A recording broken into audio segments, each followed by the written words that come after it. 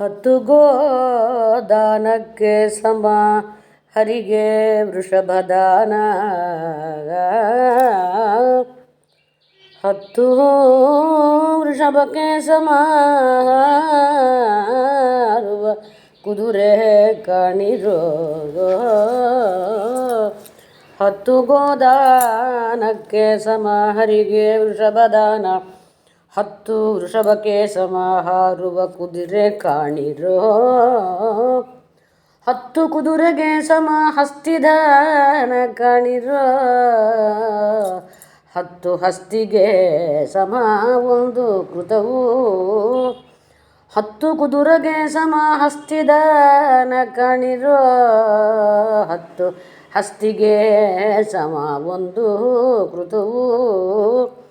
10 ಪೃಥ್ವಿಗೆ ಸಮ ಹರಿಭಕ್ತರಿಗೆ ಕನ್ಯಾದಾನವು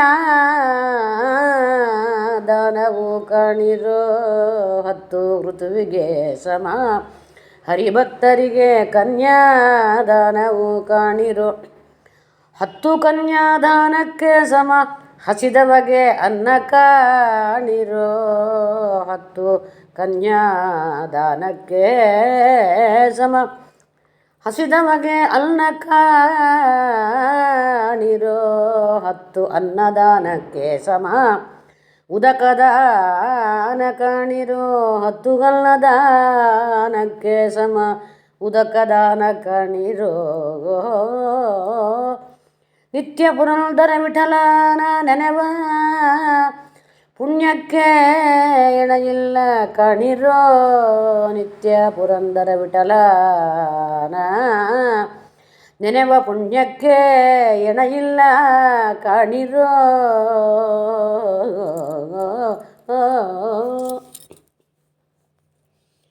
ಹರೇ ಕೃಷ್ಣ. ಸಣ್ಣ ಉಗಾಭಾಗ ಒಳಗೆ ನಮ್ಮ ದಾಸರು ದಾನದ ಮಹಿಮೆ ಮತ್ತು ಭಗವಂತನ ನೆನಪು ಕೊಡ್ತಲ್ಲ, ನೆನೆಸ್ತೇವಲ್ಲ, ಅವನ ಚಿಂತನೆ ಮಾಡ್ತೇವಲ್ಲ, ಅದರ ಪುಣ್ಯ ಎಷ್ಟು ಅಂತ ಹೇಳ್ತಾರೆ. 10 ಗೋದಾನಕ್ಕೆ ಸಮ ವೃಷಭದಾನ ಅಂತಾರೆ. 10 ಆಕಳನ್ನು ದಾನ ಮಾಡಿದರೆ ಅದು ಬಂದು ಒಂದು ವೃಷಭ ಎತ್ತು ದಾನಕ್ಕೆ ಸಮ. ಎತ್ತು ದಾನ ವಸತ್ತೆ 10 ಗೋದಾನಕ್ಕಿಂತ.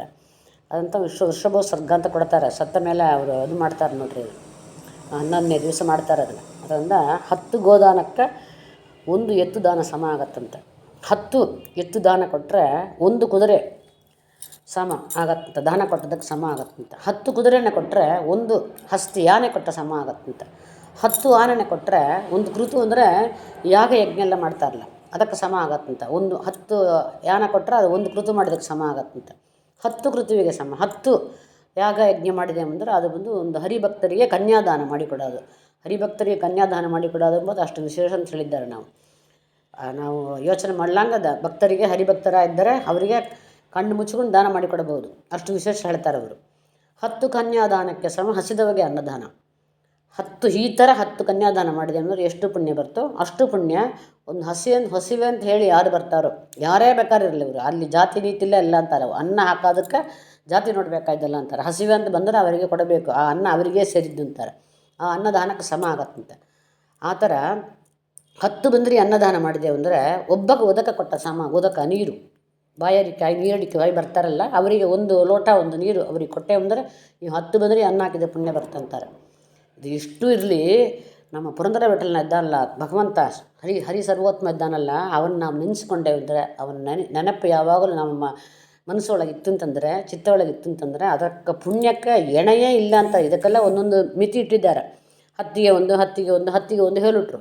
ಆದರೆ ಭಗವಂತನ ಚಿಂತನೆಗೆ ಭಗವಂತನ ನೆನಪಿಗೆ ಸಮವಾದ ದಾನಗಳು, ಅದಕ್ಕೆ ಪುಣ್ಯವೇ ಅದಕ್ಕೆ ಈಡು ಎಣೆ ಇಲ್ಲ ಅಂತಾರೆ. ಅಷ್ಟು ಪುಣ್ಯ ಬರ್ತಂತಾರೆ. ಅಂದರೆ ಸುಲಭವಾಗಿ ನಾವು ಏನು ಮಾಡಬಹುದು, ನಮಗೆ ಇಷ್ಟು ದಾನ ಕೊಡ್ಲಿಕ್ಕೆ ಶಕ್ತಿ ಇಲ್ಲ. ಕುದುರೆ ದಾನ ಕೊಡ್ಲಿಕ್ಕಾಗೋದು, ಹಸ್ತಿ ದಾನ ಕೊಡ್ಲಿಕ್ಕಾಗೋದು, ಕೃತು ಮಾಡ್ಲಿಕ್ಕಾಗೋದು, ದೊಡ್ಡ ದೊಡ್ಡ ಭಕ್ತರಿಗೆ ಕನ್ಯಾದಾನ ಮಾಡೋದು ಇನ್ನೂ ಕಷ್ಟ.